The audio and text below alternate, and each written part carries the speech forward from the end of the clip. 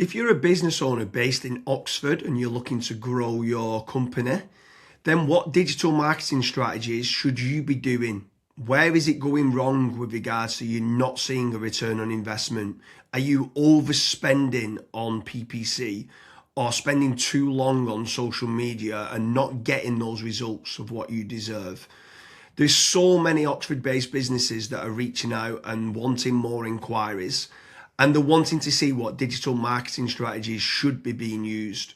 So today I'm joined with Kazra and we're going to run through, is AI SEO all the rage? Should you be getting your brand in ChatGPT and in Gemini, which is the Google AI overviews? Should you be doubling down on organic SEO?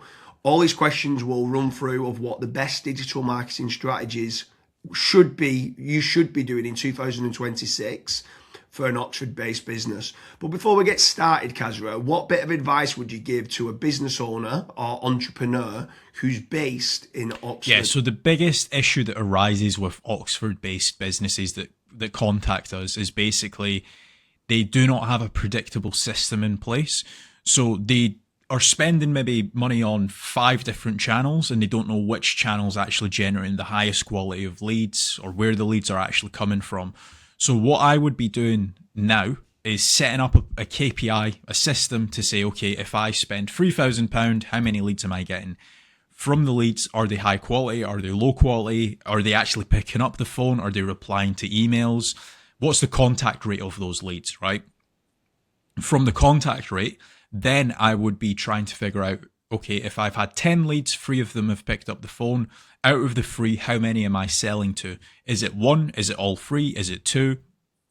That way, once you have your numbers in place, you can very easily scale up your marketing channels and also figure out which marketing channels is generating you the leads. Because if you actually cherry pick it this way, and if you go through it like this, you'll actually realize it might not be SEO that's generating you the leads. It might be PPC or it might be Facebook ads, for example.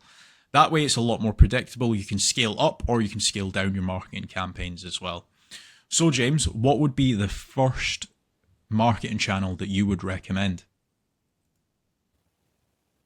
So step number 1 for me has got to be branding or brand SEO and making certain that you're looking good online, you've got a strong reputation. I think everything needs to start, the foundations need to start with a positive kind of brand SERP of who you are and what you do. So a SERP stands for Search Engine Results Page, and getting that branding right across the board then can lead on to other things of what you can be doing. It will improve your conversion rate on paid ads or social media. Any leads that you get in, the conversion rate would be good. If at the 11th hour, they're going to decide who you're going to go with, branding, I think, becomes very, very important. So I'd say that's the first thing that people need to get right for all digital marketing strategies. My next strategy is going to be AI visibility. I feel like more and more companies are actually looking into this. So what does ChatGPT, Claude, Gemini, Grok, Perplexity say about your brand or about your business? Is it a positive thing or is it a negative thing? And also trying to figure out what it says about your competitors as well. And obviously trying to improve that's really important. Some people call it AI SEO, some people call it GEO, some people call it LLM optimization. But this is going to be a big thing in 2026 and also in the years to come as well. Yeah, I think that's a huge strategy that people need to be looking at with regards to artificial intelligence. More and more people are obviously using AI. The next one for me is filling in the form at FatRank or Promo SEO, which do a commission-based lead generation service for UK companies looking to grow. I think it's important to be looking at your own digital marketing efforts to generate your own leads, but also if you can use some freelancers and outsource some as well, you've got that diversification of leads. So head on over to fatrank.com, fill in the form and see whether they can help you with a no-risk supply of inquiries. Promise you'll also do a very similar performance-based lead generation service as well that you might want to fill in the form with there, and just double check whether you can go and get a third-party lead generation company to top up and start generating you some leads for your business to grow in 2026. Yeah, and then next on the list is Google Business Profiles, so Google Map listings. This is like local SEO where you basically just try and get more reviews. You build out your Google Business Profile in your local area. Now, there's pros and cons to this. I think the biggest pro is that once it is actually ranking, you're going to be consistently generating leads. However, to get from nowhere, like let's say you do not have a Google Maps listing at all, to get it ranking to position number one, the issue you've got with that is there might be, let's say, a 60 or 100 review deficit. And to obviously get those reviews, you need leads. So it's one of those things. It's like the chicken and the egg. I for one just think it's good for personal branding or for branding of your company. So always try and get the Google Maps listing, but you should always know the pros and cons to it as well. Yeah, for certain. If you're in a local area, you want to try and get those local maps listing. For me, you need to be omni-channel and omnipresent. I think the next part is SEO in general, so organic SEO. Can you be building up your website to try and get your website ranking better? If you are in local area, you might want to do your service with the area of where you cover. So like plumbing in Manchester, create a page for that. Hopefully then share that on the Google business profile of what you mentioned. But trying to get organic rankings, the amount of search volume that people are out there searching for different services of what you do, or it could be some blog posts that you could be doing as well. There's different strategies on there that you can be doing, but ideally you want good quality content, build up topical authority, and try and get some third-party backlinks to power up the site to get those organic SEO rankings. I think that's another big part that you need to be doing as part of your digital marketing strategies in 2026. Yeah, and then the next one, which kind of ties back to what you were saying before, James, is obviously organic social media. Now, organic social media, I think it's more of a numbers game. So try to create good content that your audience would actually view. Like I see this time and time again where I look at brands and they've just published maybe 4 or 5 posts on their Instagram profile and they've not been active for 3 years, right? That's not going to drive you sales. But if you can do how-tos, if you can do guides, maybe you can do before and afters, right? If you can do content like that, that way people will see you on socials and they will actually click to actually figure out more about you, fill in the contact form. The caveat to organic social media, yes, it's free to do. It's not like PPC, for example, but it is very much a numbers game. So you want to be consistently uploading, maybe not every day, but at least 3 or 4 times a week. Yeah, for sure. On the subject of social media, paid social ads as well is massive.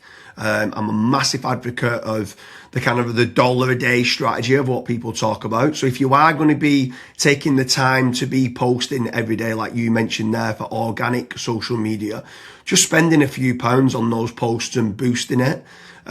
So getting case studies, any awards that you've won as well for reputation, and starting boosting that. You can also be running retargeting ads. So if anyone's clicked through to your website, you can be running retargeting, which is paid social as well.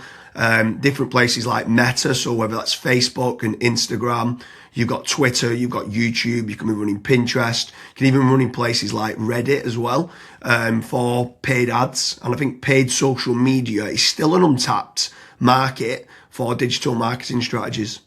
Yeah. The next one is it's probably a love-hate relationship. It's PPC, right? Google AdWords or doing it on Bing, wherever. That's basically the sponsored results. So if you search for a service, it's above local SEO.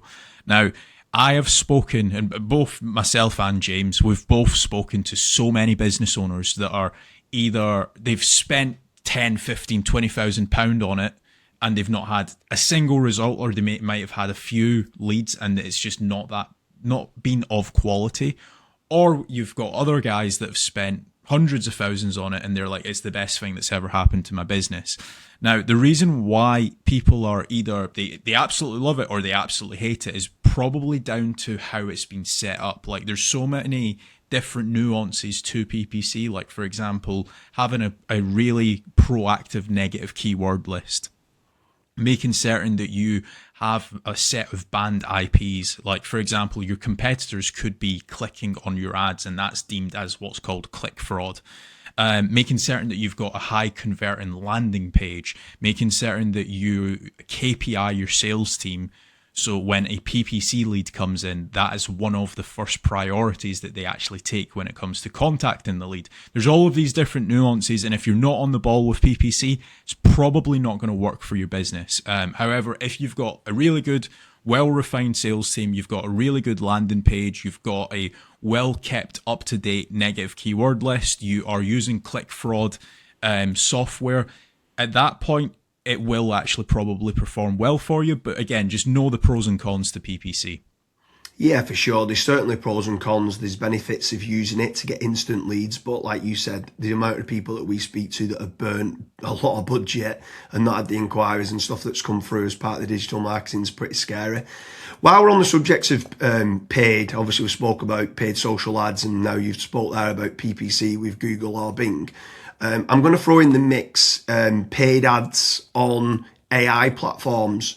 It's not fully rolled out as we're doing this video, but I know that ChatGPT are looking to try and roll out ChatGPT ads. Claude, Perplexity, other kind of LLMs might start rolling it out in 2026. I think if you're one of the early adopters and innovators to get on there, I think you could be getting cheap leads or cheap contact form submissions. So it's something to look out for of doing paid AI listings and ads. I think that could be something to look out for in 2026. Next on the list, and this is a little bit out of control. You do obviously have like forums that you can get your brand mentioned in, like for example, Reddit and Quora. That very much comes down to the after fact, like where are your customers that you've been dealing with previously? Are they actually raving and shouting about you? If they are, then that's a very good resource of getting other people recommending you. So if you can get that, again, it's a little bit out of your control, but asking for reviews, asking for them to recommend you to friends, to people, that can obviously generate you a decent amount of leads and inquiries as well. Yeah, for sure. And the add-on benefits to places like Reddit is that it's getting cited so much now in the AI overviews. So when you spoke there early on about AI visibility, if you can try to get a positive kind of lot of people talking about the products and services of what you do and some reviews on there, it's indirectly then going to help you, or directly actually is going to help you with AI visibility. And then the last one for me is tradesman websites, so like Check a Trade, Bark, or teaming up with a third-party lead generation company. Something I would say with all of these practices, Kazra touched on earlier about making certain that you understand your KPIs and your ROAS, return on ad spend. I think it's very important for business owners that are doing any sort of digital marketing to be tracking how much time and effort's being put into, let's say, running organic social media or running paid ads. Everything should have KPIs put in place. And this is exactly the same then with tradesman websites like Check a Trade, Bark, Rated People, My Builder. These could all be amazing platforms to generate leads that could get you a positive return on investment. And if you do, you should continue to be using those platforms. There's certain lead generation companies out there as well that could generate you quite a lot of leads. They could be using organic SEO or PPC or social media ads to generate you those leads. But if they are getting you a positive return on investment, again, I'm all for it as part of your digital marketing strategies. But I just want to repeat one more time with regards to FatRank and Promo SEO. They do lead generation and they guarantee a return on investment. It's a commission-based lead generation service or performance-based lead generation service. So make sure you head on over there, fill in the form. That could just be one part of generating leads of many. You should be trying to generate your own. You should never have a single point of failure, and you should be trying to get that diversification. But make sure you head on over to Promo SEO or FatRank lead generation service as part of your digital marketing efforts in 2026. Thank you very much, Kazra.